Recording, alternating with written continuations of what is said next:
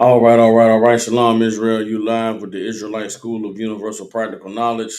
Priest and Captain Soccer Warhol, 9 class live from Memphis, Tennessee. Every Tuesday, Wednesday, and Thursday, we have classes here in Memphis from 6 to 8 p.m. Central Standard Time. Again, 6 to 8 p.m. Central Standard Time here in Memphis. The address to the school is 3000 Walnut Grove Road, Suite 215. 3000 Walnut Grove Road, Suite 215. Every Tuesday, Wednesday, and Thursday. Again, we have classes from 6 to 8 p.m. Since 1969, the Israelite School of Universal Practical Knowledge has been teaching so-called Blacks, Hispanics, and Native Indians the truth according to the Bible. What is the truth? The truth is that so-called Blacks, Hispanics, and Native Indians descend from the greatest people that have ever walked the face of the earth. The Bible identifies us as the lost 12 tribes of the nation of Israel.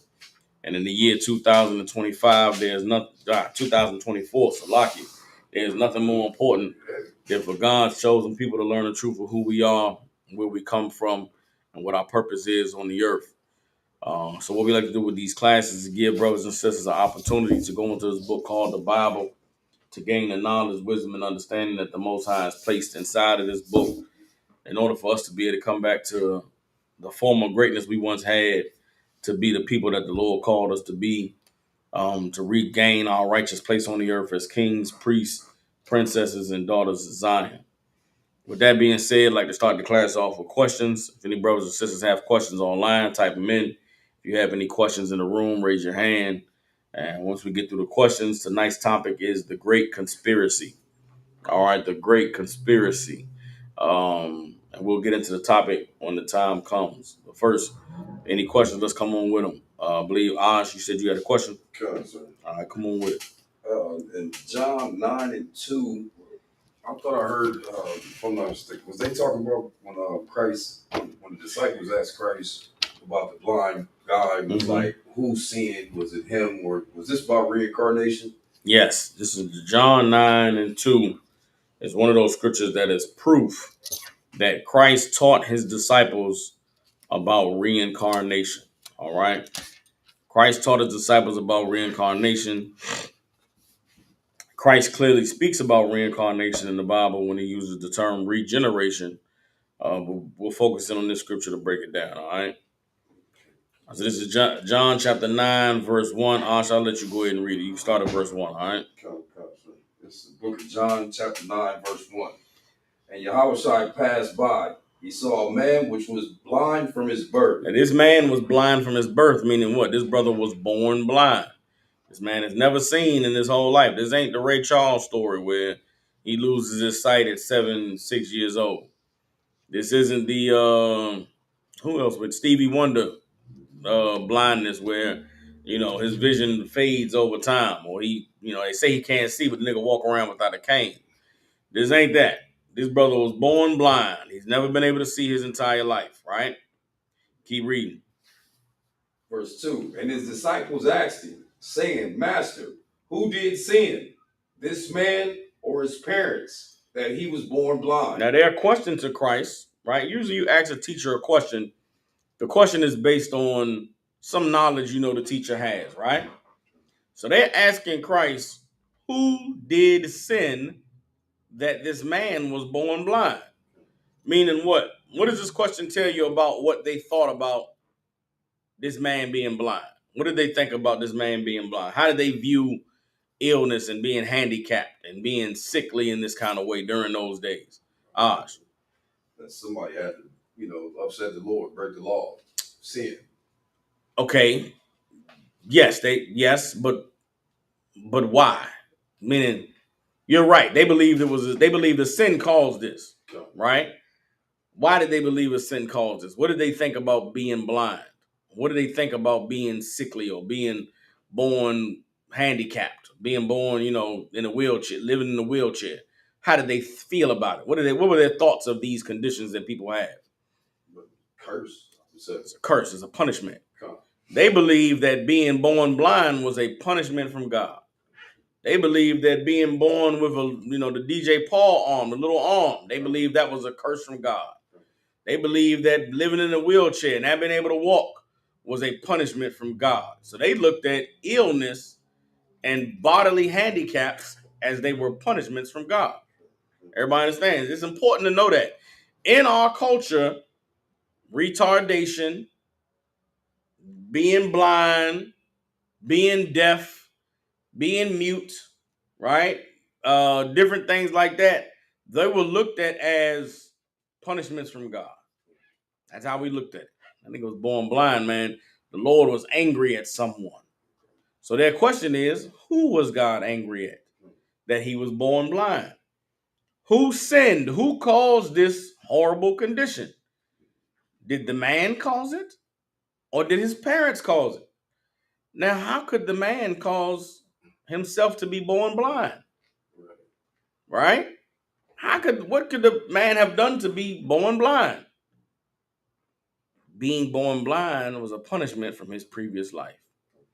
Being born blind is a punishment from something he did before.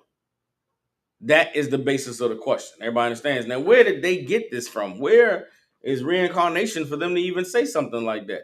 Let's go to Ecclesiastes chapter 3. This is the scripture that is the precept for John chapter 9, verses 1 and 2. All right. This is the precept. Ecclesiastes chapter 3. Ecclesiastes 3, Yes, Ecclesiastes 3 and verse 14. I'm going to read it, all right? It's Ecclesiastes 3 and 14. It says, I know that whatsoever God does, it shall be forever. Nothing can be put to it, nor anything taken from it, and God doeth it that men should fear before him. Everybody understand? Everything that the Lord does, nothing can be put to it or taken away from it, right? This is talking about what are the things that God does? The nature of creation, the nature of the cycles of life. You understand? This is the way that things exist. The Lord did that. Nothing can be taken from it. Nothing can be added to it. Right? We're born. We live on this life for some time. We get old. We go to the grave. Then we're born again. The sun rises in the sky, travels across the sky. It sets. The next day, the same place where it rose, it rises again. Nothing can be done to take away from that. Right? The seasons change. The sun is high in the sky, it gets warmer, flowers start to bloom, crops start to grow. Then after a while, it gets super hot. Then it starts to get cooler again. The days get shorter. Then the nights get longer, and it gets cold outside. Nothing can be added to that or taken from that. Right? Speaking of the nature of things, the Lord, whatever He set up, that's the way it's going to be, and nothing can change that. Right? And God has done it this way that men should be afraid of him, that men should fear before him. Why? Verse 15. That which has been is now, and that which is to be has been already. And God requires that which is past. Everybody understand? That is talking about man. That which has been is now, is talking about man. The man from the past are the men that are here now. Right? The men that will be here in the future, they are the men that were here in the previous generation. God does it this way so that men should be afraid. God requires that which is past. You cannot escape God's judgment. You cannot escape God's punishment. You cannot escape the Lord's reward. Nothing you can do can add or take away from what the Lord is doing. And that is why men should be afraid of him, because there's no getting away from it. You die in this life, you kill yourself, the Lord will bring you back and you will be blind. The Lord will bring you back and you'll be handicapped. The Lord will bring you back and you'll have some horrible condition. Everybody understands. The disciples understood this. This scripture they understood, which is why they asked Christ, who sinned, this man or his parents, that he was born blind? Everybody understands. That answer your question? Yeah, I was just referencing that now. Like, so if I don't know how to word it. Like, if somebody getting good fortune or they just got like good luck, and in this life, Mm-hmm. would that be meaning that somebody was serving the Lord, or did the Lord made the Lord happy? Okay. If they like, you know what I'm saying, like somebody just always, you know what I mean? I don't know how to put it, but Give me an example, because depending on what it is, it may not be luck. Like somebody getting breaks all the time. Like, damn, he always, I wouldn't say lucky far as gambling, you know what I'm saying? But Well, okay, like he just like be specific, because gambling could be they blessed. you know what I mean? Listen, Though, like, okay, in the Bible when they talk about casting lots, mm-hmm. casting lots is rolling dice. Yeah, yeah. Rolling dice has always been a way to determine who's the Lord with. Okay. It's a game of the Lord gotta be with you. Right. Yeah. There ain't no skill to rolling dice. I don't care what a nigga tell you. Right. Well, yeah. There ain't no skill. You roll them dice out, they gonna do what they gonna do. Right. If you're always winning on the dice, the Lord with you. That's what I'm saying. You see what I'm going, like, if there was somebody like born with wisdom or extra smart, like, would that mean like Yes. they passed life before? Okay, you can't say that, because just like this man was born blind, right. Christ said nobody sinned. This Lord was born this way so that the Lord could be glorified through this brother. Some brothers are just, they got the Lord with them in that thing, right? It's not the Lord is with them because they always winning. It's what are they doing with the Lord being with them? That's my next question. That's what determines if the Lord is, meaning there are some people who like you say, okay, let's take it away from gambling. Some people just always getting out of bad positions. Yeah, constantly finding themselves in horrible situations, horrible conditions, but somehow they always escape. They always bounce back. They always end up landing on their feet. Yeah. The Lord is with them, right? Okay. The Lord is protecting them, watching over them. But for how long? Okay. How long until the Lord says, I tried to show you that I was with you, but you refused to be with me. Now I can't be with you no more. Okay, see, that was gonna be my next, like, that was gonna be my next question. Like, what if they was evil with it? That's what I'm saying. Then the Lord is trying to get you to realize I'm doing this for you. I'm trying to get your attention. And eventually that luck will run out. And then their next life, it's like their next life. Well, okay. And so if their luck running out, quote unquote, if the Lord being with them or Lord not being with them no longer ends in their death, then yes. Okay. In their next life, they'll have to try to get it right. Yeah, I just want to understand that, There's some people that live their whole life fighting the Lord. And their whole life, the Lord trying to get them to recognize him, acknowledge him, serve him. They never come around to it. They lose their life. Lord allow they'll get it right the next time. Then some of us, we eventually get it right. And the Lord rewards us for that. He deals with us honorably for eventually getting it right. In the next life, maybe you won't have to go through so much to find the Lord. That's what I'm trying to. You know what I'm saying? So the Lord wants all of us to serve him. He wants all of Israel to be saved. Right? The Lord wants all of Israel to come and serve him. Some of us will get it right in this life. Some of us won't get it right until the kingdom. When you don't have a choice. There's going to be some people in the kingdom who won't get it right. And guess what? They'll lose their life in the kingdom. Maybe they'll get it right next time. Okay, then. Come on. In the kingdom, is it going to be reincarnation again? Yes. Right? And so we still going to be. The cycle of life is never going to. Remember, we just read in Ecclesiastes 3 and 14, what the Lord does is never going to stop.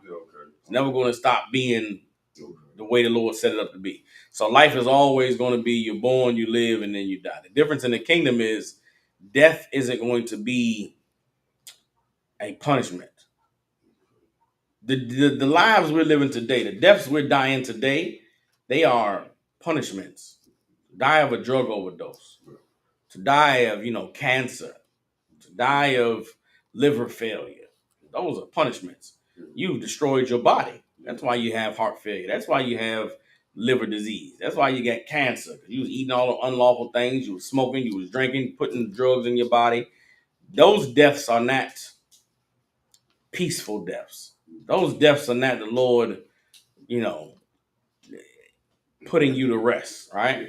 The deaths that result from righteousness are the death of Jacob, where he's an old man on his bed and he gathers all his sons and his grandsons and he tells them, let me tell you what's going to befall you in the last day. That's Genesis the 49th chapter. That's an honorable death. You understand?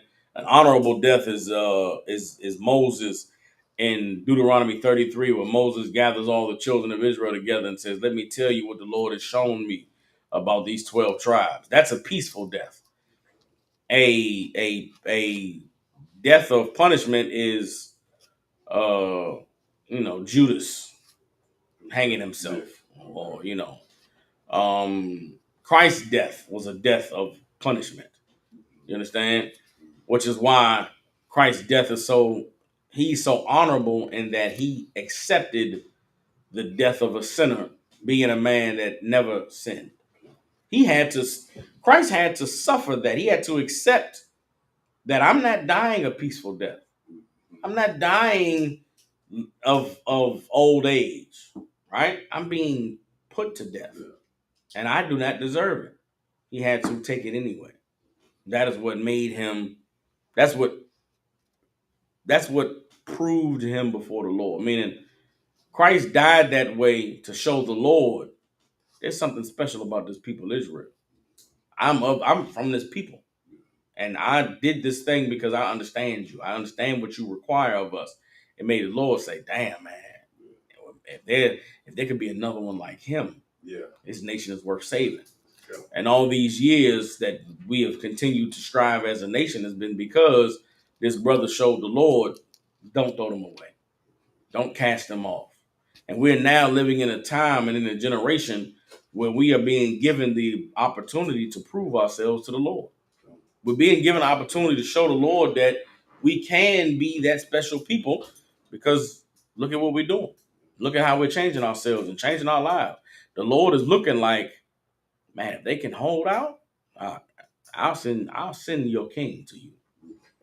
We just gotta endure these times that we're living in. Everybody understands?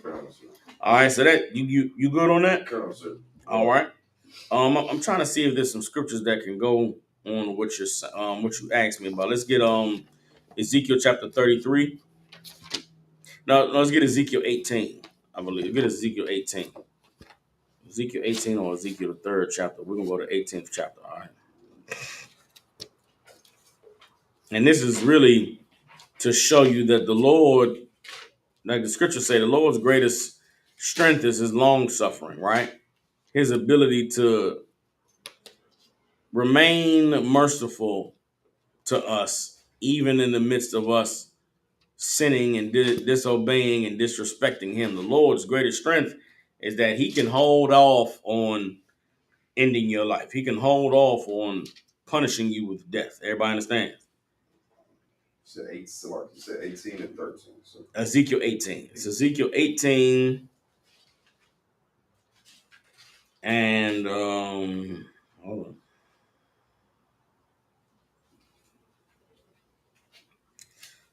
Let's get Ezekiel 18 and 21.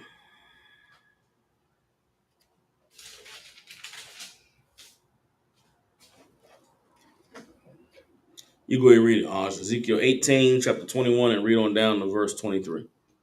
So this is the book of Ezekiel, chapter 18, verse 21. But if the wicked will turn from all his sin that he had committed, and keep all my statutes, and do that which is lawful and right, he shall surely live. He shall not die. Everybody understands that, right? If the wicked will turn from all his sins that he's committed and keep all my statutes and do that which is lawful and right, he shall surely live, he shall not die. There's no time limit on that. There's no date on that. There's no point when that runs out. You could be an old man, live a whole life full of sin, and then you wake up to the truth at 70 years old and change your life, and the Lord will honor you for the time you have left. I saw it. There was a brother in the school in Philly Brother named Yawa Ash came to school about 77 years old. Brother lived a whole full long life in the world.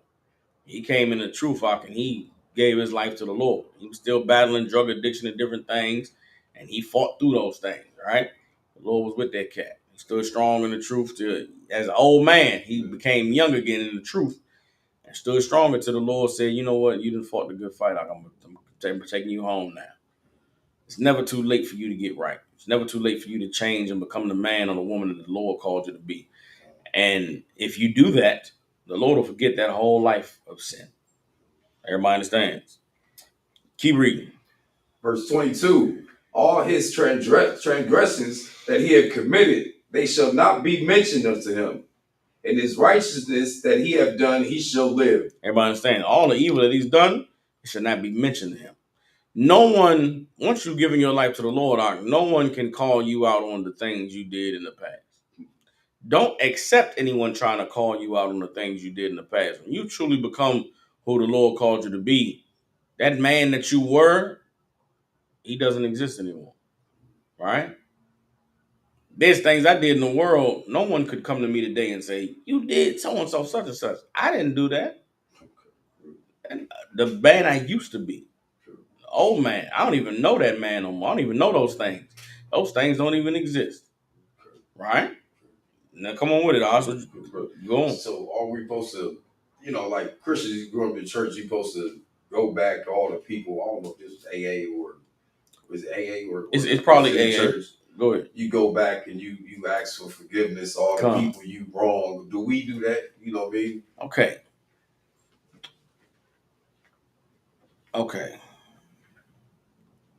Because you're saying, you know what I mean, that's the old man. There's things that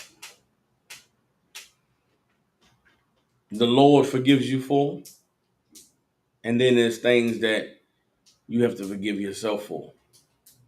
Right? When we say the Lord's Prayer, what do we pray? We pray that forgive us our debts as we forgive our debtors. Forgiveness is something that you give to someone who's done you wrong.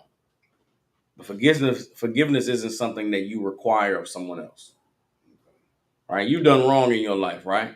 You become brand new. You transform yourself and become a new man. The Lord don't require you to go to apologize to nobody. But the Lord does require you to forgive those who have done you wrong. Right? You can't be forgiven unless you forgive others who have done you wrong. But nowhere in there does it say you have to go seek forgiveness. Right? That's forgiveness is something the people who you have done wrong have to give you. They have to become righteous to forgive you. You ain't got to become righteous and go beg them for forgiveness. Those things I did, that's the man I used to be. I'm not that man anymore. You ain't got to go seek forgiveness from anybody but the Lord. You understand? So what happens when you become brand new and you become a new man and someone brings up the things you used to do?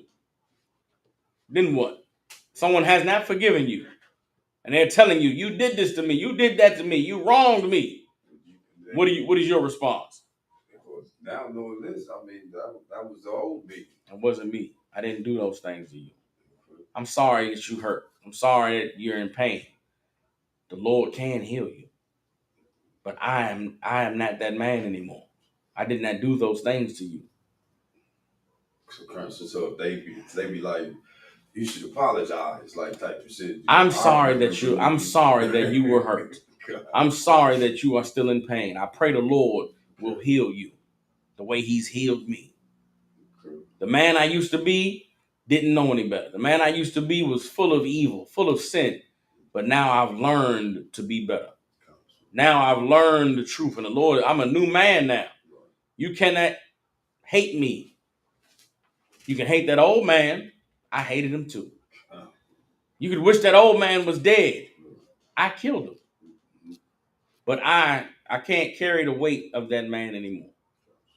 And that's something that you have to do honorably. You have to become brand new in honor. You got to free yourself from all the baggage of the things you've done in the past honorably. Meaning what? You can be free from it, but you got to actually be a new man. Yeah, you got to. You got to actually have changed. You can't be proud. You can't be prideful in wickedness. You can't be, bitch, I'm a new man. Ho, I ain't do none of that stuff. Like the Lord will kill you. The Lord will do you dirt. You gotta be honorable about I'm not that man anymore. And I'm sorry for that hurt. I'm sorry for that pain. That's not me though. I didn't do those things to you. I didn't say those things. I'm a new man now. Perhaps maybe you can get to know the man that I am now and see that I am not that person who you remember. That man is dead now. I made sure of that. He hurt a lot of people. Right. He's dead. Stand in that honorably. You understand? Read verse. Read on. Read on. This is Ezekiel chapter 18, verse 23. Have I any pleasure at all that the wicked should die, said the Lord God, and not that he should return from his ways and live? The Lord saying, "Have I any pleasure that the wicked die?" I don't have pleasure in killing these people. I don't have pleasure in folks dying. I would rather they change their life and live. You understand? Part of being in the truth, part of what's hard about being in the truth is remembering all the people who you know who the Lord killed. Right. And thinking to yourself, man, if only they had a chance to hear the truth. Like a big part of what carried me through the truth in my early years was I knew that I had escaped a life that was going to lead to my death because it led to so many of my friends and people who I cared about losing their lives. And when I heard the truth and started to come into the truth, I couldn't stop thinking about all the people who I wish I had the opportunity to drop the truth on. Right. Because, man, this brother would have heard the truth. That brother would have heard the truth. Man, that brother might have been a soldier for the Lord. But they died. So because they died, the Lord didn't take no pleasure in killing them. The Lord had them to die to get our attention. Think about all the friends I lost cats in the streets, lost cats to police brutality, lost, and every death was tragic. Every death we cried. We had candlelight vigils. We had to watch their mama at the funeral, their brothers crying. And I know for a fact that was the Lord trying to get our attention. They had to die so the Lord could let the rest of us see I'm not playing with y'all. It's serious out here. You'll die and be gone. I had to watch cats get sentenced to 25 years to life in prison because the Lord wanted us to know this ain't a game. But the Lord didn't do it in joyfully. He didn't do it like that nigga dead now. That's why you hurt for people who I missed that part. I understood coming to the truth. The reason why I hurt for the people that I lost was because the Lord didn't take their lives lightly. Right? It wasn't a easy thing for the Lord to take their life. That's why when someone dies, so many people are affected because it wasn't as light. The Lord understood the impact that this person's death would have. That's why they died. The kids, their girlfriend, their baby mama, their wife, their brothers. Like I know cats that died in horrible ways, and it's like seeing all the people crying and sad. For some of us, it made us say, I can't go out like that. I gotta get it right. I can't go out like so and so, such and such. But that's why he died. He died so that we would be transformed by that loss. So the Lord didn't take any pleasure in killing him, but that was the Lord's way of showing us, y'all gotta get it together. Everybody understands. All right. That's that. The Lord wants everyone to change. He wants us to put away our sins, put away our evil ways, and become who he called us to be. Everybody understands. And it's never too late for you to do that. All right, we good on that? Yeah, wow. No sweat, no sweat. So I got a brother in the chat. Got some questions. Let's deal with the brother's questions. First question he got. He says, is it okay to have a preference for a woman? Like a type of body, hair, and feet? Or will the Lord help me fulfill my desires? Should I pray to have him open my eyes to a preference he desires for me? All right, okay. The easy answer is Okay, yes, it's okay to have a preference, but you must understand that your preference is not based on anything that you made up. Your preference is based on what you've been shown and what's been made available to you by your oppressor. Everybody understands? Having a type is like having a favorite shoe, right? You only know the shoes you like because you've worn them before, right? You can't have a favorite shoe that you've never worn before. You can't have a favorite shirt that you've never worn before. You can't have a favorite, uh, favorite pair of shorts if you've never worn them before, right? So having a preference in a woman is based on women that you've had and lost or women that you've lusted over.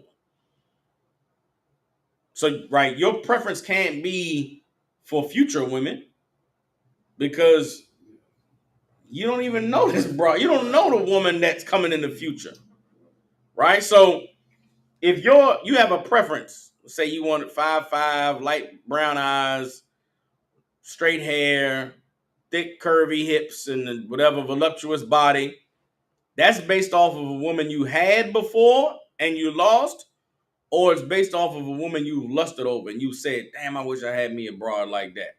The reality is, you don't even know that woman, Right. so you don't have a preference. Like you, and if you had her and lost her, then you might not be fit for that kind of woman. So you're chasing something that either you lost or you've never had. And if you never had it, you don't even know what you like or what you want. You're just making it up, right? So you should analyze yourself and say, why do I like that size? Why do I like that shape? Why do I like that color of skin? And you'll realize that it's something your oppressor has made available to you to cause you to lust over. You can have a preference if you want, but if there's a sister who chooses you and she's an honorable woman, to pass her up is, you know, Lord be with you. Everybody, that doesn't mean you gotta have a sister if she wants you, but I'm just saying, passing a woman up based off of something physical, you got to be careful that it's not a carnal thing. I would just be careful with, she got to be this tall, she got to have this size, weight, she got to look this way. You can have preferences all you want, but you just got to find out what those preferences are based off of. Everybody understands. Um, and I'm gonna be straight up with you. I don't know if the Lord. You pray for a wife, the Lord gonna give you a wife.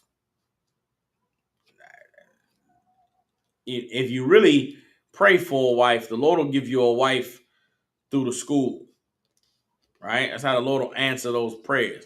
Or he'll give you a wife that you've gotten through counsel, meaning you meet a woman, you don't have sex with her, you come to the Lord and get counsel. You say, "Sir, I met this woman," and you talk about the different things that you learning about the woman, what you're talking about, what the conversation is, and you'll wait until you get approval to make this woman your wife, or you'll bring her into the truth and have her go through the rigors of being tested before the Lord before you make her your wife. That's the way you know the Lord has answered your prayers.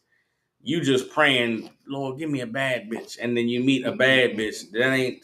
You can't be like, "See, that's how God works." Don't play yourself. Everybody understand? Let me know if you understand that, brother. All right. Um, brother had another question. That says, "How do you know if you have forgiven someone?" That's a good question, right? You know that you have forgiven someone when you are no longer offended by what they have done to you. You know that you have forgiven someone if you are no longer offended by what they have done to you. Forgiveness is one of those things that it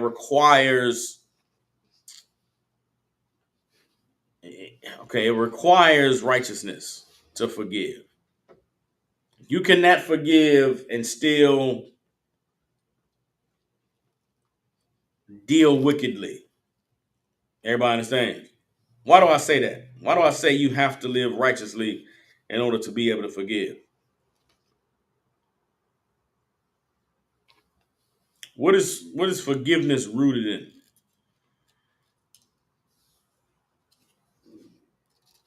Anybody? What is forgiveness rooted in? Meaning what? So like it's like If you had to, if forgiveness was something you had to give someone in a court of law, right? You took somebody to court. Okay, now I'm trying to think of how am I trying to word this? A judge tells you you have to forgive someone, right?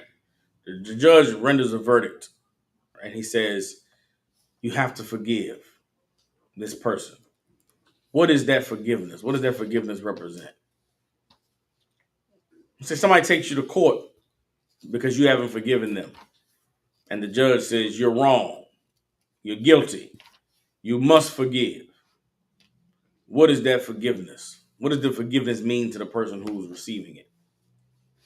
shit, it's no more like ill. It's not mad no more. You Like okay? nothing And that mad no more. That's good. But give me what does the court say it represents? Forgiveness is something the Lord has required of us. He told us that you got to forgive, right? What does the Lord want us to extend to the person we're forgiving?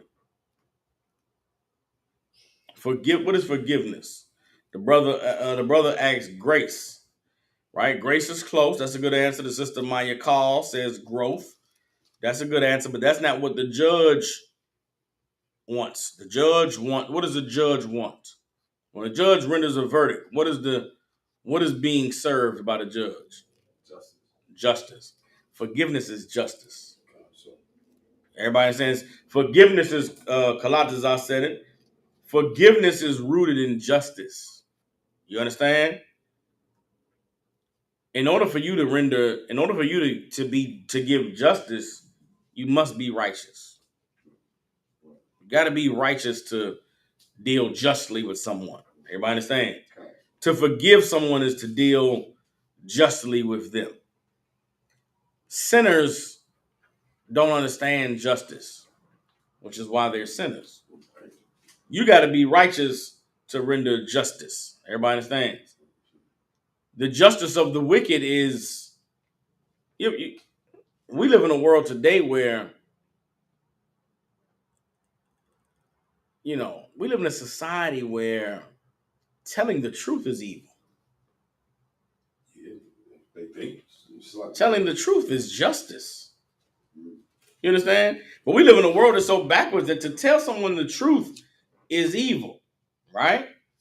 We live in a world where I'm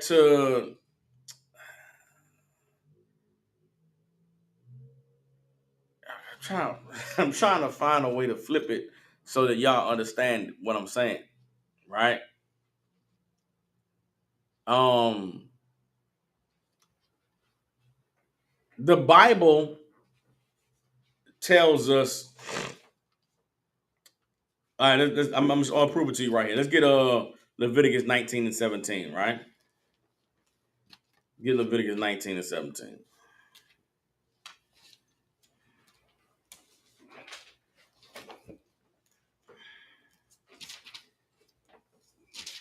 Get Leviticus chapter 19, verse 17, all right?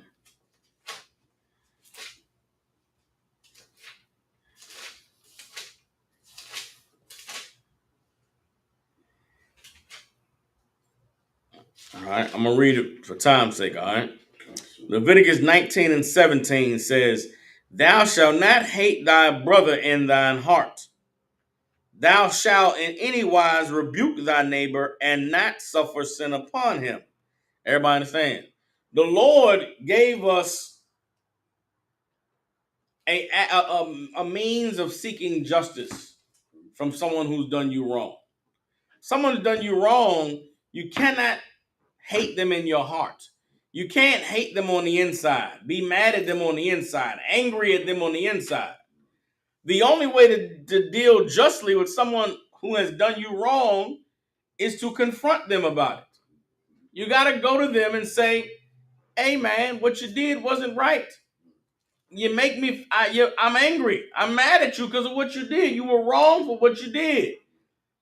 And justice is that person, you're doing justice to them by telling them what they did wrong. They receive that justice by saying, my bad, brother. I'm sorry, man. I didn't mean to do that to you. I'm sorry it made you feel that kind of way. I apologize. And then you accept that by saying, it's all right, brother. I forgive you.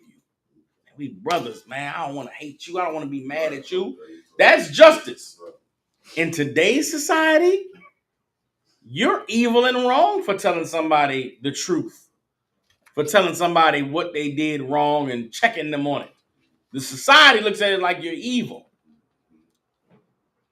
Brother, you have to fight to be righteous in this world today. Or else you'll hate your... There are so many brothers and sisters who have hatred for one another, and they have not done justly by letting the person who they hate know, I'm angry with you. Think of all of the backstabbing and all of the, you know, when you hear brothers and sisters in the world talk about there ain't no real niggas left, right? You hear people talking about, brothers talking about there's no more loyal women, or women saying there's no more good men. All these people talking about what's wrong with the black community and what's wrong with our culture and our society. What's wrong with our community and our culture and our society is nobody is righteous. What's missing is righteousness. What we are longing for when we talk about real niggas and men talk about real women, loyal women, what you're really saying is you want a righteous woman. You want a woman that's going to be with you and not leave you no matter what you do.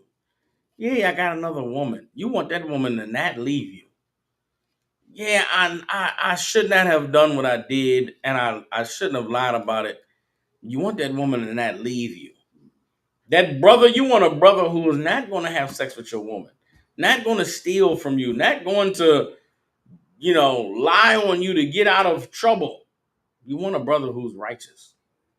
Like we're in a time where our people are hungering and thirsting for righteousness, don't even know that's what they're hungering and thirsting for.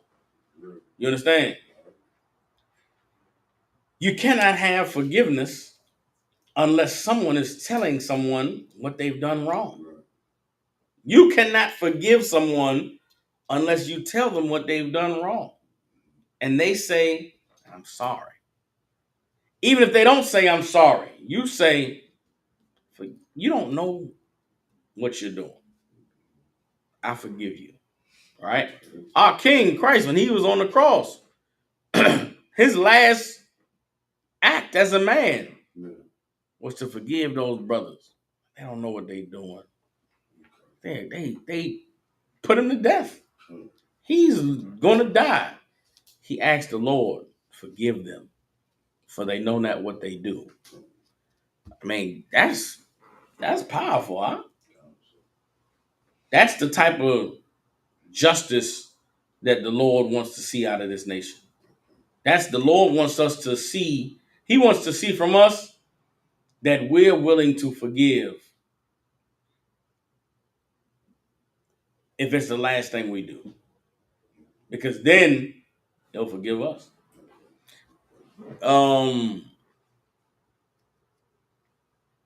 Let me know if that explains it. There's another scripture I wanted to go to. Man, I forget the other scripture. I just had it in my head, man.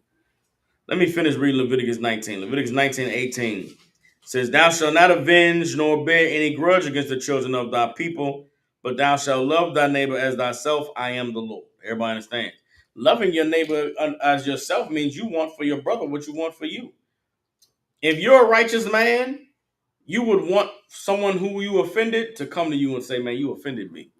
That's what you want as a righteous man. You want a brother to come and tell you what you did wrong.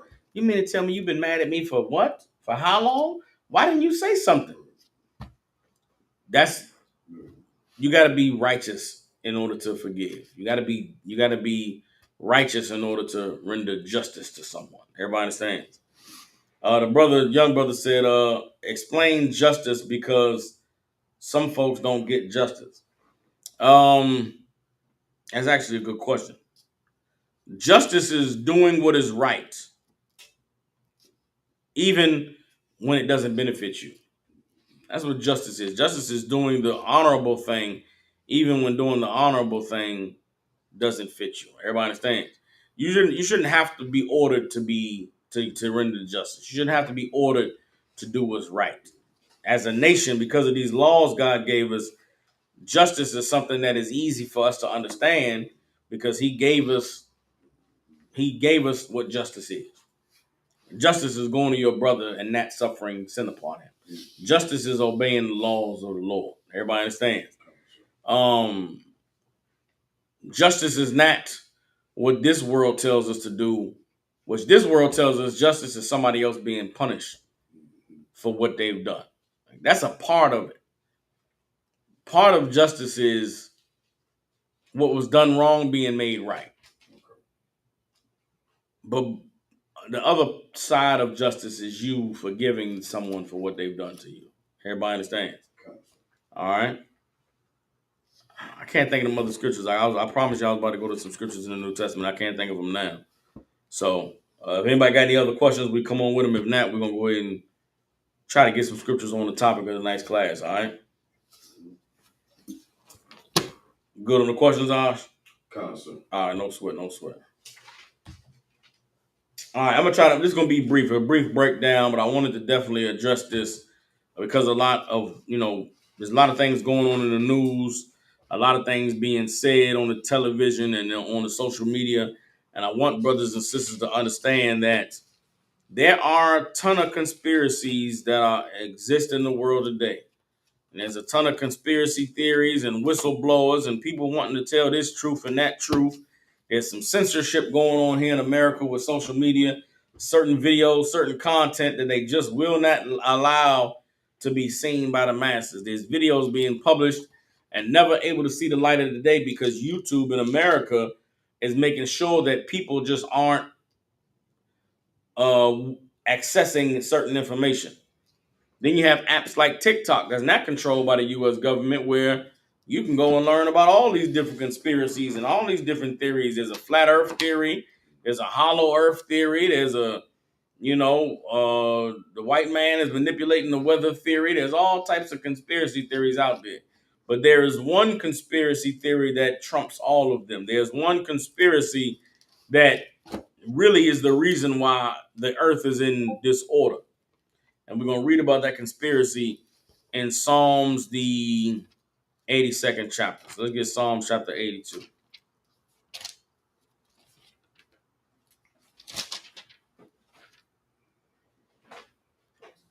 Psalms chapter 83, Salakia.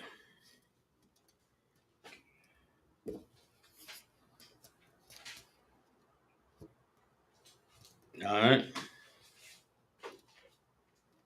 Psalms chapter 83 describes the greatest conspiracy that's ever been concocted on the earth. And it is the great conspiracy that trumps all the conspiracies that are taking place on the earth today. Everybody understands? All right, young brother had another question that says, is it true the Star of Jacob was revealed again? Right? I'm going to deal with that at the end of class, but I'm going to ask you right now to tell me what is the Star of Jacob? All right? Tell me what is the Star of Jacob, and I'll address that question at the end of class. All right, right now we're talking about the greatest conspiracy, and it's in Psalms, the 83rd chapter, verse 3. All right? Well, let's start at verse 1 just to read on down. We're going down to verse 5. All right? Psalms 83 and 1 says, keep not thy silence, O Yahweh. Hold not thy peace and be not still, O Yahweh. Talking about the Most High, right? Keep not silent, meaning what? Speak on this. Yahweh.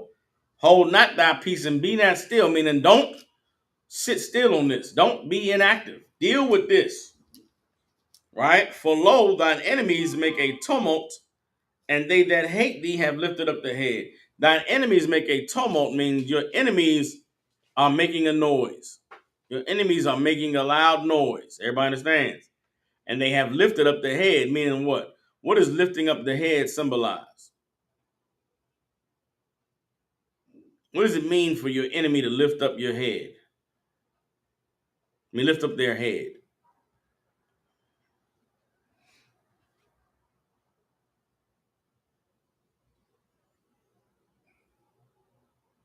What is the metaphor?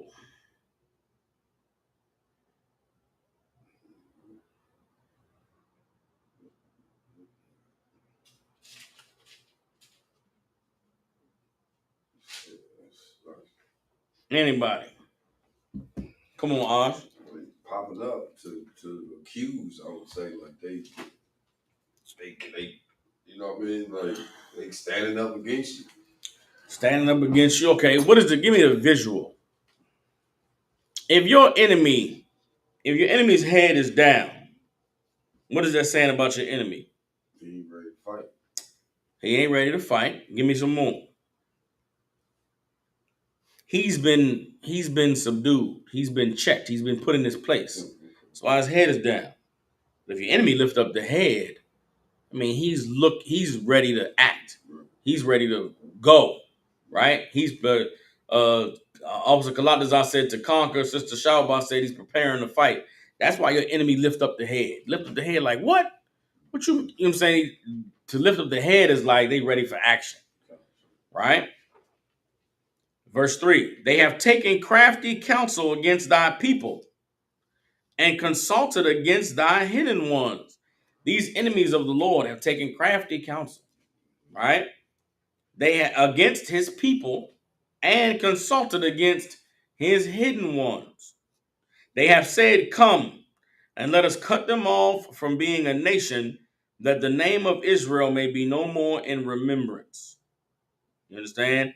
That is the greatest conspiracy, is that the enemies of God gathered together and said about God's people, let us cut them off from being a nation, that the name of Yasha Allah may be no more in remembrance. You understand?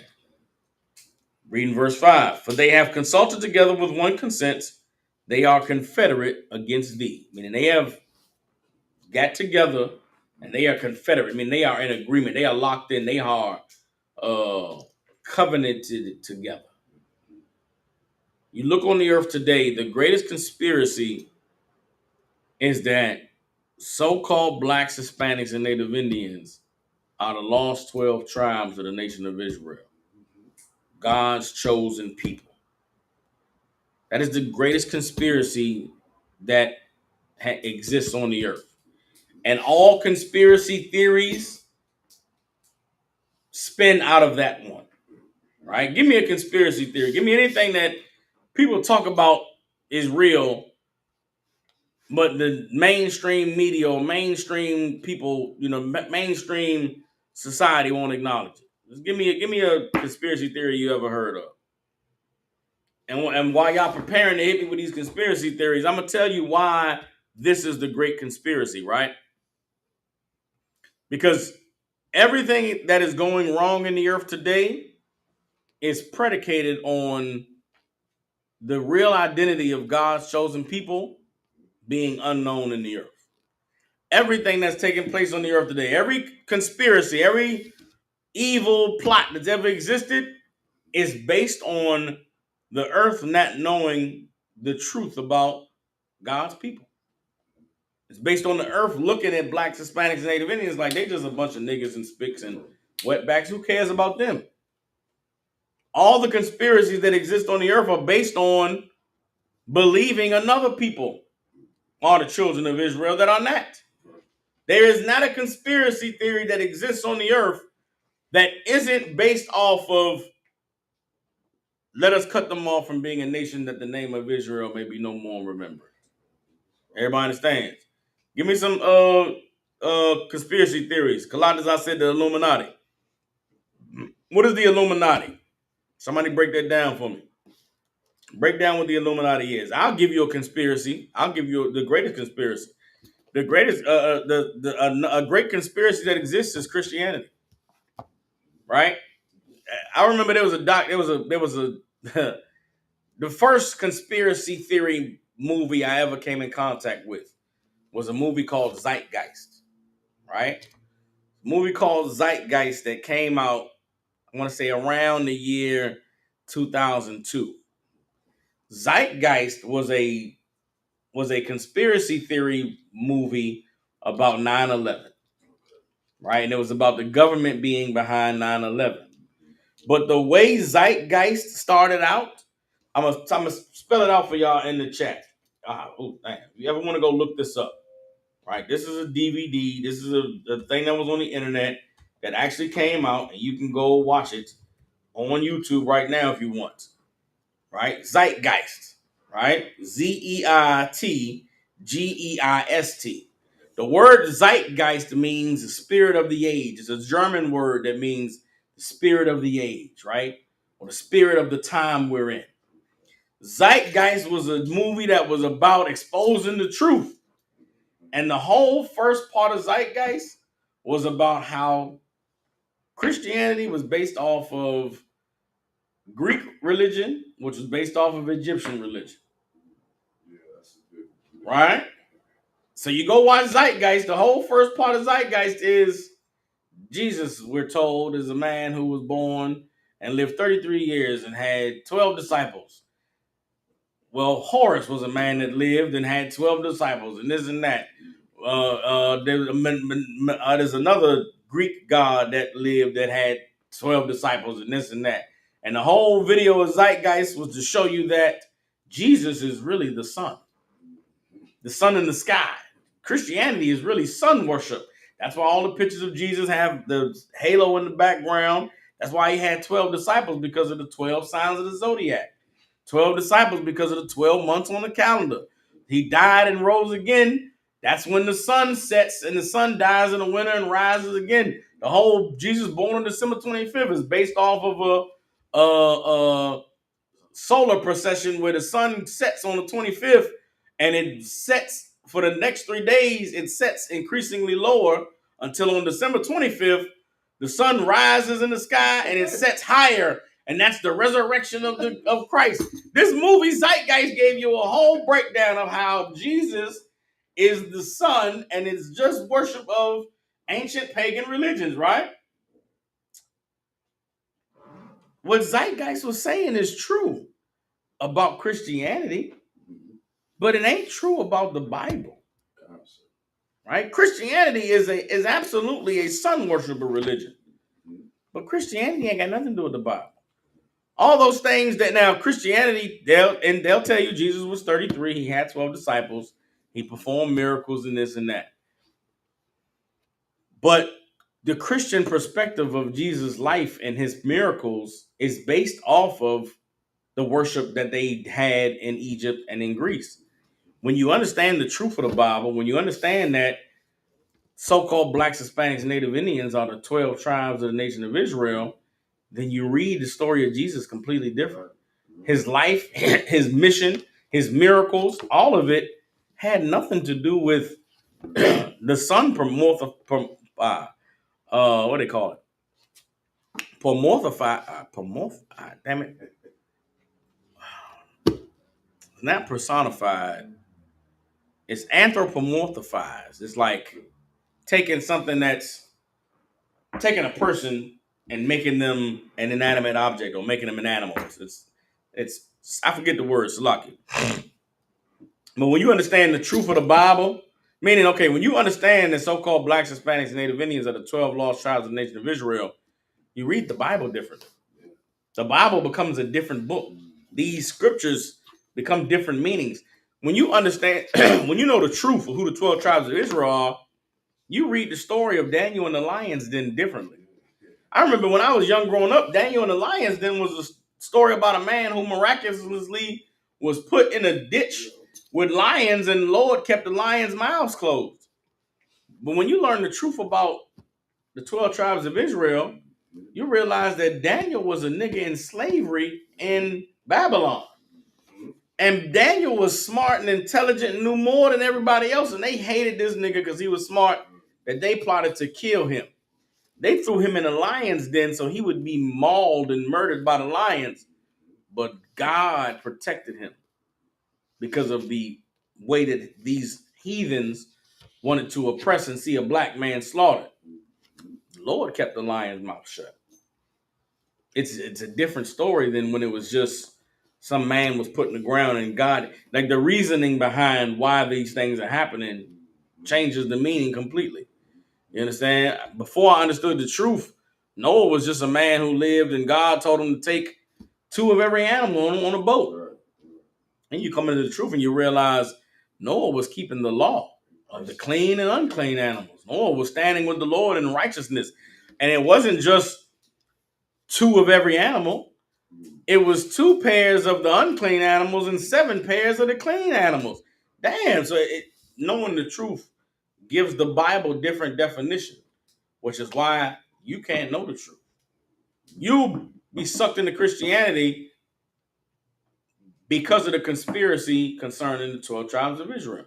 There's a war going on right now in the Middle East, right? Israel is at war with the Jews. You'll believe that it's an honorable, holy, righteous war because the Jews are standing up to the big bad Iranians. But when you understand that those aren't the Jews, and those people over there in Iran are right, okay, meaning this: when you know the truth of the Bible, you see what's happening over there in Iran and with the Jews, and you know that that's God doing that. Like them Jewish people think that they're doing something that's honorable and righteous. They're protecting their land and getting freedom, when really you're just a bunch of colonizers trying to do to people over there in that land what you did to us here. And the Lord is going to punish you. The Lord is going to pay you back for what you did to us by having you lose to them. Come on with it, Osh. I was gonna say, ain't that foul how like the people in charge over there that know that they ain't the real Jews. They know they ain't suckering their people into believing that the Lord is on their side in this fight and all that. Well, okay, it's not that they suckering their people. They are inspiring their people with a nationalist pride that comes from our record. Right, So it's not that they deceiving their people. It's they believe, okay, meaning they know they're not the people, right? Yeah, somebody started, yeah. But they believe that they are justified because God said to somebody these words. So because they are assuming the role of the people, they can go full-fledged and they're standing on the lie. They're doubling down on it, meaning they're standing with this lie so much that they'll destroy the whole earth behind them proving the lie, which is what a liar does. Somebody been lying about something for a long time, right? Before they get caught up and allow for the lie to be exposed, they'll destroy everything behind this lie. You have a woman who's a whore and try to get her phone. Try to take her phone and go through it. Brother, that woman will fight and kick and cut and scream and curse. She'll do everything for you not to go through that phone. Because if you go through that phone and you read the messages she's been having with those men, she has to take accountability for lying. Some liars will not face the truth. They'll do anything rather than accept the truth. Those Jews over there are going to blow up the earth before they let it be said that they're not the people of God. Before they take an L and leave that land and not prove the prophecies of the Bible, they will destroy the earth. Which is a conspiracy theory. It's a conspiracy. Because why would you destroy the earth over this land? Because they have to prove a point. Everybody understand? Wow. Again, that war in the Middle East, that war between Israel and And Iran is based off of making sure that these people don't know who they are. There has to be a war in Israel. There has to be World War III so that we don't let the name of Israel be in remembrance. So that the people who really this book really belongs to, they can't find out who they are.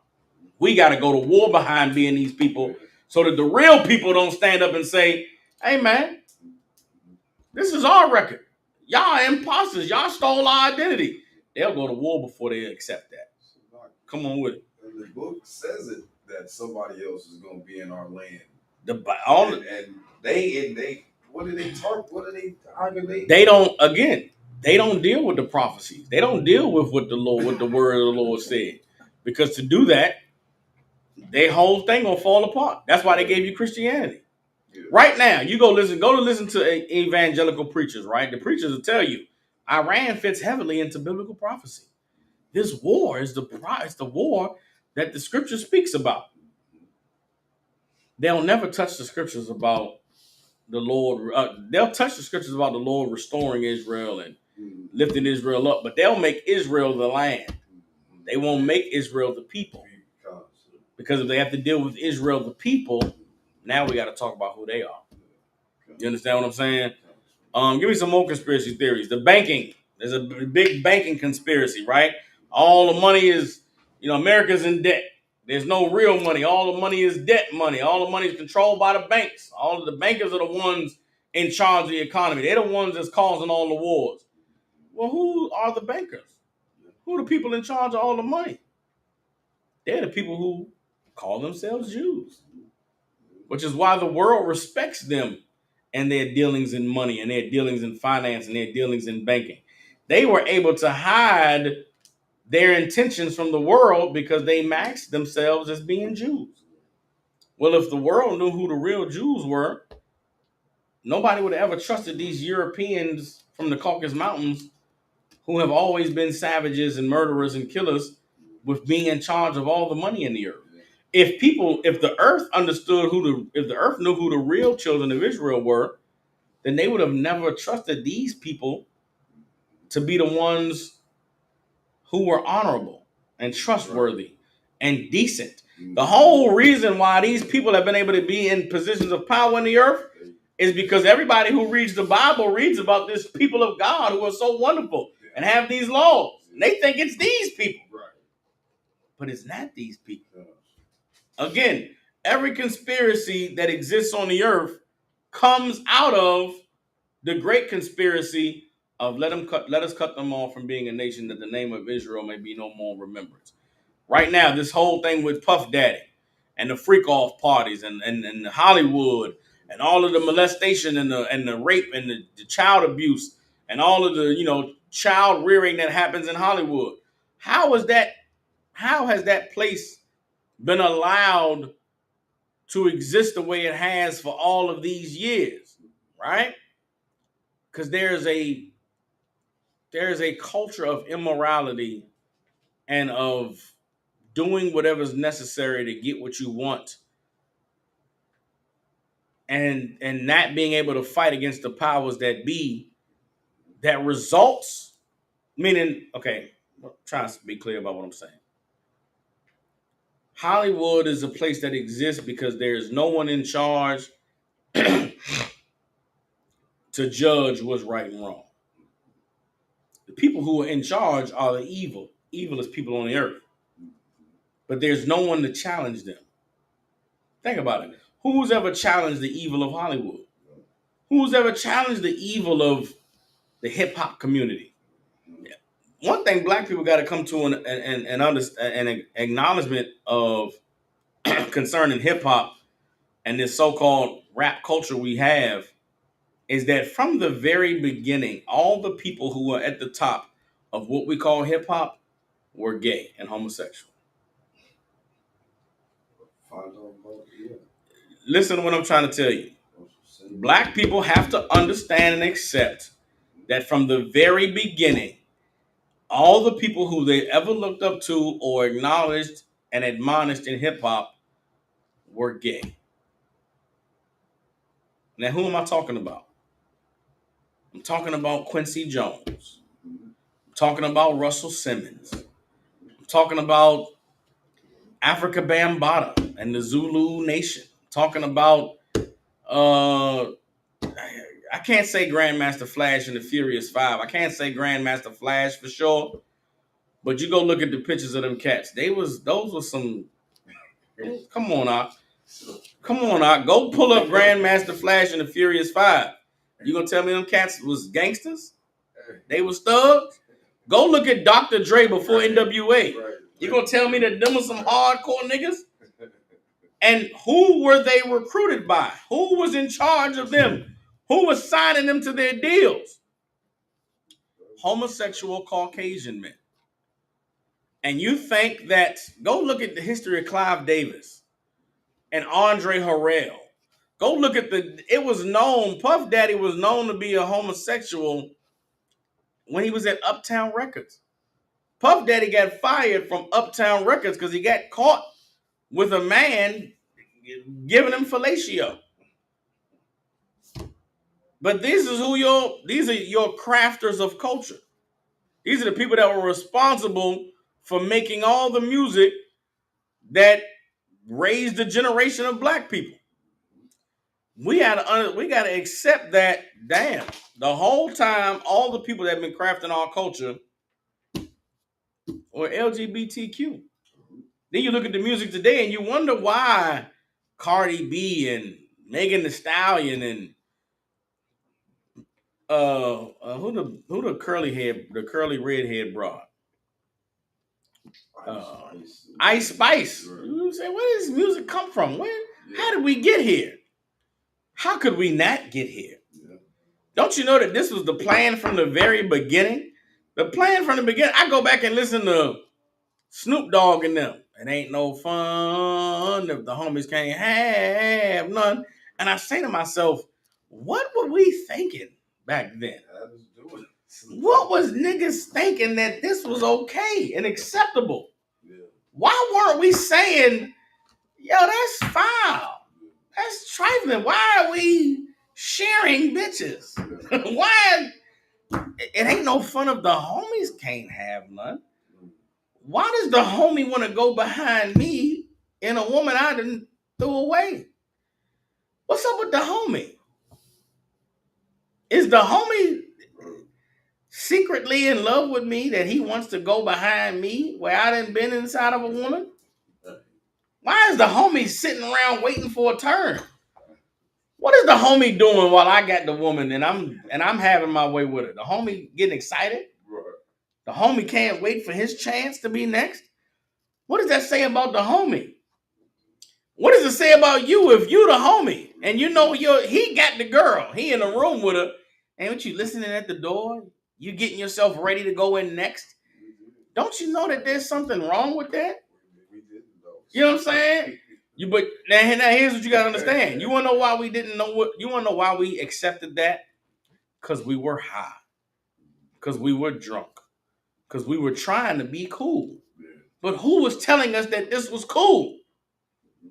Go look at Dr. Dre dressing before he got famous. Go look at these people, and you gonna tell me that what? These were the people we should have been emulating, the people we should have been following. Nah, it was all manufactured. It was all marketing and makeup and dressing. What do they call it? Wardrobe. The NWA, them cats wasn't like that in real life. Dr. Dre was not like that in real life. Somebody said we got to give you an image. Oakland Raiders hats and all black with boots and AK-47s. You're gonna be the niggas with attitude. They didn't make that shit up themselves. Doctor, go look at Puff Daddy. Puff Daddy was a dancer, like a dancer in videos. He wasn't a. You go look at the Big Papa video. Like that wasn't how them cats was living. That ain't how they became famous. These men were homosexuals from the beginning. In a environment of homosexuals, in an environment where LGBTQ was known and accepted, and we allowed them to be the pioneers of a culture that has resulted in more death, destruction, poverty, broken families, broken homes, murder, death, incarceration rates, drug addiction, child molestation. And now we have to face the reality that all the people who we thought were our heroes, all the people who we thought were the pioneers of such a great culture, really were monsters the whole time. And the Bible says you cannot bring a clean thing out of an unclean thing. So all these years of all of the big top executives and all the big famous rappers and all the big record labels was homosexuals pushing homosexuality, then we got to say like the last 60 years of culture in the black community bullshit. And so where do we go? Like that's a difficult, even as I'm saying it is difficult to even wrap your mind around. Because that, and you can't pick and choose what we're going to dismiss. You can't say, man, y'all should listen to R. Kelly no more. I mean, well, I can't listen to Biggie neither. I can't listen to Dr. Dre. I can't listen to Snoop Dogg. I can't listen to Scarface. I can't listen to UGK. All of it is evil. All of it is coming from the same source. So we need to get rid of it. I'm with you. But we got to get rid of all of it. Because what's coming out, what is unfolding and before our eyes is the Lord is exposing all of it was evil. All of it was wicked. There was nobody that was clean in this whole thing. Cats trying to hide. These tapes, when these tapes come out and the people get to see the real of what's been going on, like if you can't listen, if you take away R. Kelly music, you gotta take away Usher music too. Because Usher was with Diddy. Come on, man. And they so much of this stuff was right in front of our faces, but we didn't want to accept it. We didn't want to believe it. Why? Why didn't we want to accept it and believe it? Because we didn't think that there was any way possible that something so evil and so heinous could be out in the open and nobody say something about it. Surely somebody would have told the truth. Surely somebody would have said something by now. Well, guess what? If you understood the greatest conspiracy, which is that the 12 tribes of Israel in the Bible are so-called blacks, Hispanics, and Native Indians, and the whole earth came together to make sure that the name of Israel will be no more in remembrance. Surely a bunch of record executives having sex with each other in the office could stay secret. If they kept hidden the truth of this book that everybody has, surely Puff Daddy could be a freak and a homosexual and nobody know about it. That's a small secret. A big secret is you, the actual people of God in the Bible. They kept that a secret. Right now, it's a secret. Well, surely Jay-Z and Diddy running trains on some niggas ain't a big deal. Like all conspiracies in the earth is based off of this conspiracy. This is the greatest conspiracy, and now we're living in a time where the Lord is revealing it. Because the Lord is revealing this conspiracy, all the other conspiracies got to fall away as well. Let's get 2 Corinthians, and then we're gonna close out the class. All right. Let's get 2 Corinthians again. This is the time that we're living in. We're living in the time where the Lord is beginning to show. He's beginning to lift the veil, and as the veil is being lifted, the truth is being exposed about everything. The truth ain't. It's not a coincidence that the truth is coming out about hip hop at the same time that the truth about who God's people are spreading on the earth. It's not a coincidence that the truth about the war in the Middle East or the truth about tension in the Middle East is reaching a boiling point at the same time where this truth being taught in America and all across the world is reaching a boiling point. You got to be able to see that all these things are tied in together and that the Lord is moving right now at a pace that is light years faster than what it is we've experienced in the past in terms of drawing closer to the fulfillment of these prophecies. Like the Lord is fulfilling biblical prophecy every day. Part of that biblical prophecy being fulfilled is the Lord's people waking up, coming together, standing on their feet as an exceeding great army. As you see all the other things taking place, all these other conspiracies being revealed, don't miss that the greatest conspiracy is being revealed, which is the name of Israel is now being remembered. The knowledge and the understanding of who God's people are is being revealed. Even somebody who doesn't believe in the Bible, doesn't believe that blacks, Hispanics, and Native Indians are the children of Israel. One thing they know for sure is the children of Israel are not those bastards in the land of Judea right now. I watched the documentary, the Jewish forces that are fighting against Hezbollah in Lebanon, right? Taking prisoners. They raping those men in jail, making TikToks about raping men in prison. Meaning they going to war, capturing soldiers, right? The enemies they capture, they take them in jail and rape them. And make videos about raping them. On TikTok, Israeli soldiers is making fun of raping men they captured. And these supposed to be the people of God? These supposed to be the people of the book? Hell no. Nah. Why do you think those Arabs want to go to war with them? The Arabs believe in the Bible. The Arabs believe in their Quran. They believe that the children of Israel should be honored. In their Quran, they also believe that these people in this land are not the children of Israel. They going to war behind what is right. Like their war is these people in this land are liars. They're not the people of God. So even if they don't know the truth of who we are, they know the truth of who we're not, of who they are not. Right. And that's why they're going to war. That's why they will fight to the death. And it's the Lord doing it. You got to see that the Lord has set it up. All these conspiracies that exist in the earth, the Lord allowed them to exist because they play right into the prophecy of him exposing it and revealing the truth of all the lies. Everybody understand? 2 Thessalonians chapter 2. I'm going to start at verse 1, right? I'm going to read on down this whole thing to verse 12, all right? And I'll break it down step by step. Right. So, come on with it. Thessalonians, 2 Corinthians. 2 Thessalonians. 2 Thessalonians chapter 2, all right?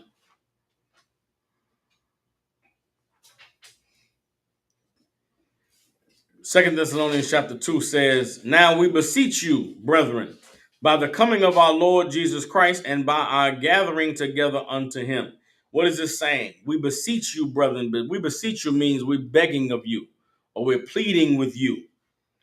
By the coming of our Lord Jesus Christ and by our gathering together unto him.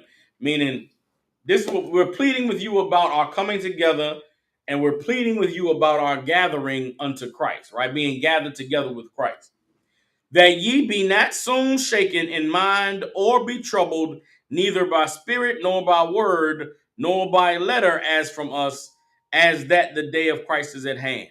We're begging you, brothers, when it concerns us being gathered together and coming under Christ, don't be shaken in spirit or troubled by any word, by any letter, by any spirit that tells you that the day of Christ is at hand or the day of our deliverance has come, right? Paul is saying, I don't want you brothers to ever be troubled or worried about the day of us being gathered together to Christ. I'm begging you, don't ever be troubled or worried when it comes to that, right?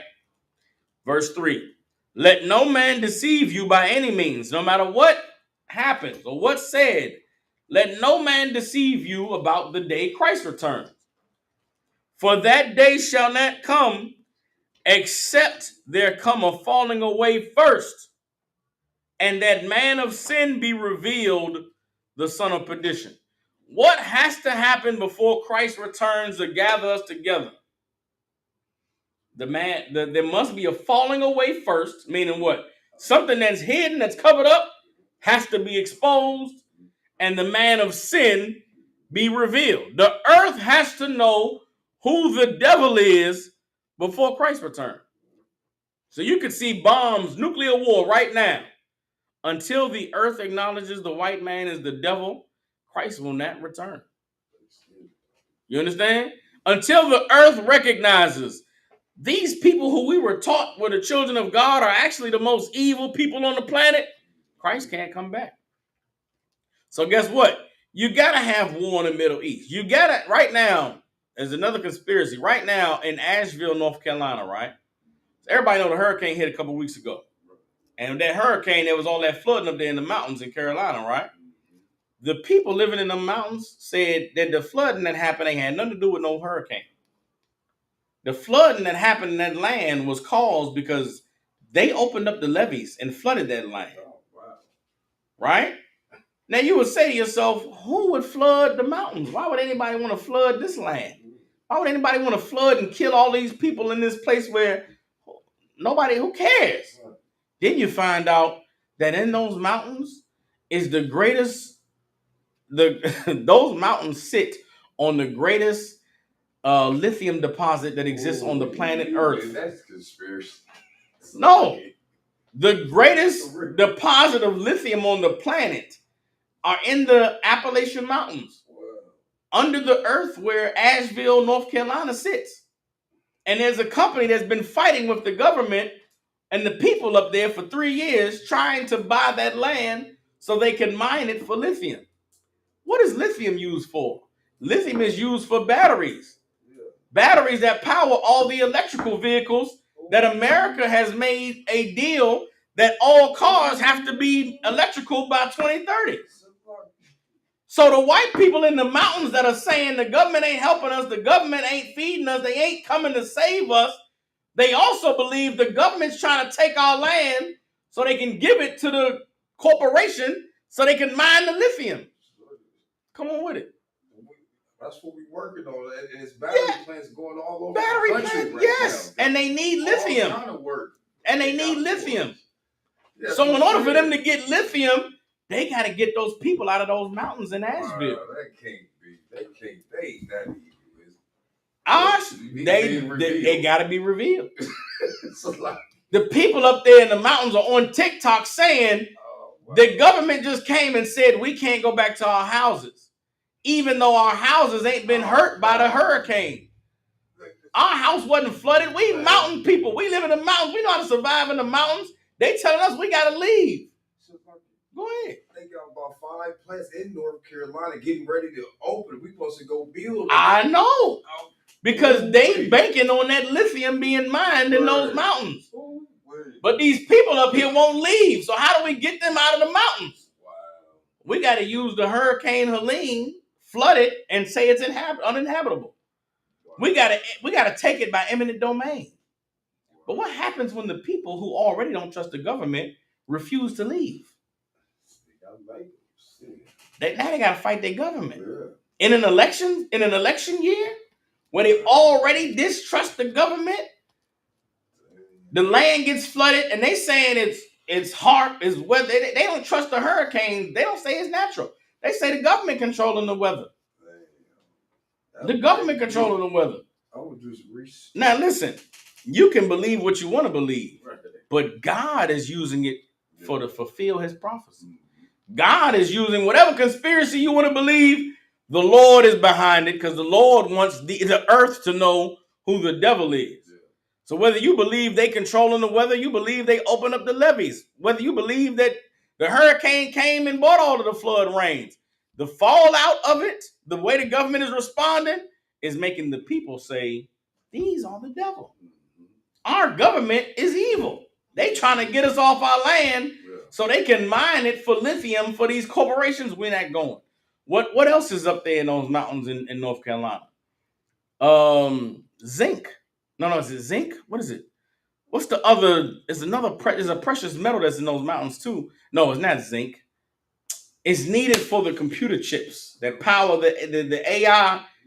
It's not limestone. What is it? I can't think of the metal. There's a metal that's used in all of these computer chips and your cell phones and the laptops. That there was a shortage of this metal during COVID. China had all of it and they couldn't get it to everybody because they wasn't shipping things during COVID. Well, America said it's up in these mountains. We got to get it. We got to go mine the mountains. How do we mine the mountains when the people there won't leave? We got to make a way for them to leave. So we flooded like Katrina and ruined the whole land until everybody they can't come back. And them devils in the mountains is not leaving their land. They're not going to let what they generations of they families have fought to uphold. They're not letting that go easy. So what happens when the FEMA comes to tell you to leave, but you got your guns and your arsenal and you got your militia groups and you're not leaving? Now it's a war in the mountains while America trying to fight Iran for Israel, and you got an election going on. where you already the country already is at a boiling point. Come on, you think that ain't you don't believe in the Lord? Like it's happening. It's happening, Yeah. and it's all based on the greatest conspiracy. Yeah. Because in the midst of all of this, the Lord is going to reveal not only who the devil is, but who his people are. Let's keep reading, right? 2 Thessalonians 2:4 now. Who opposes and exalts himself above all that is called God or that is worshipped, so that he as God sits in the temple of God, showing himself that he is God. That's your oppressor. That's the white man. You understand? Verse 5, remember ye not that when I was yet with you, I told you these things. And now you know what withholdeth that he might be revealed in his time. For the mystery of iniquity does already work. Only he who now letteth will let until he be taken out of the way. This is the only the Lord is he that will let. You understand? Until he be taken out of the way. And then shall that wicked be revealed, whom the Lord shall consume with the spirit of his mouth and shall destroy with the brightness of his coming. Everybody understand? What is the power of the Lord's mouth? I mean, the spirit of the Lord's mouth is the truth. These words that we speaking and that we teaching.